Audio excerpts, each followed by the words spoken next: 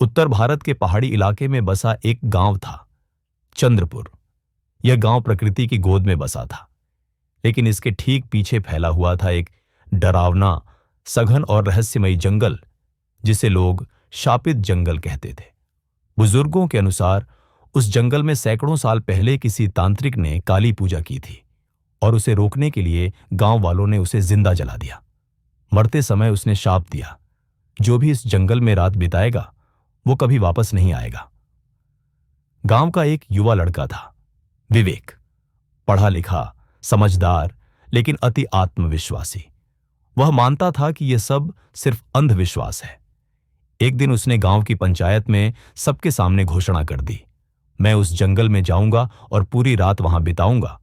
अगर कुछ नहीं हुआ तो आप सबको मानना पड़ेगा कि ये सब सिर्फ डर फैलाने की कहानियां हैं। गांव वाले चौंक गए। बुजुर्गों ने बहुत समझाया, बेटा ये खेल नहीं है, वहां आज भी बुरी शक्तियां भटकती हैं। लेकिन विवेक ने ठान लिया था। रात के 8 बजे विवेक एक टॉर्च, कैमरा और अपने पालतू कुत्ते शेरा के साथ जंगल में दाखिल हुआ। शुरुआत में सब सामान्य था, लेकिन जैसे जैसे वह अंदर गया, टॉर्च की रोशनी कमजोर होने लगी। पेड़ अजीब ढंग से झुके थे, जैसे कोई देख रहा हो। शेरा बार बार भौंक रहा था और कांप रहा था। डरने की जरूरत नहीं शेरा, यह सब मेरी कल्पना है, विवेक बोला। पर तभी एक ठंडी हवा चली और टॉर्च बुझ गई। कैमरे में कुछ विचित्र चेहरों की झलक आई, लेकिन अगले ही पल सब गायब। विवेक एक पुरानी झोंपड़ी के पास पहुंचा। उसके अंदर एक औरत बैठी थी, सफेद कपड़े, उलझे बाल और लाल लाल आंखें। तुम क्यों आए हो? उस औरत ने धीमी आवाज में पूछा। विवेक बोला, मैं सच्चाई जानना चाहता हूं, क्या तुम भूत हो?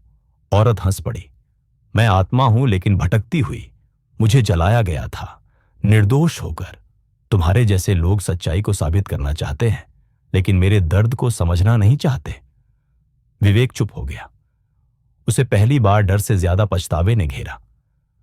अगर तुम सच में बहादुर हो, आत्मा बोली, तो गांव जाकर मेरा नाम लो, सच्चाई बताओ, ताकि मेरी आत्मा को मुक्ति मिले। सुबह होते ही विवेक किसी तरह गांव वापस आया। उसकी आंखें लाल थीं, चेहरा पीला और शरीर थका हुआ। वह सीधा पंचायत में पहुंचा और सबको रात की बात बताई। उसने बताया कि आत्मा कोई दानवी नहीं थी, वह एक निर्दोष औरत थी, जिसे अंधविश्वास की वजह से मारा गया था, और आज भी वो न्याय की प्रतीक्षा कर रही है। गांव वाले पहले तो डरे, फिर विवेक की गंभीरता और बदलते हाव भाव को देखकर सोच में पड़ गए।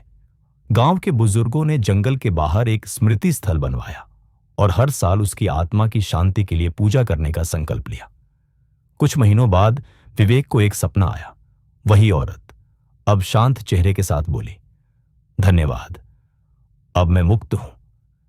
विवेक की आंखों से आंसू निकल आए। उस दिन उसे समझ आया कि सच्चाई साबित करने से ज्यादा जरूरी है इंसानियत को समझना और सम्मान देना। नैतिक शिक्षा, अंधविश्वास का खंडन जरूरी है, लेकिन अतीत की गलतियों को समझे बिना बहादुरी दिखाना मूर्खता है।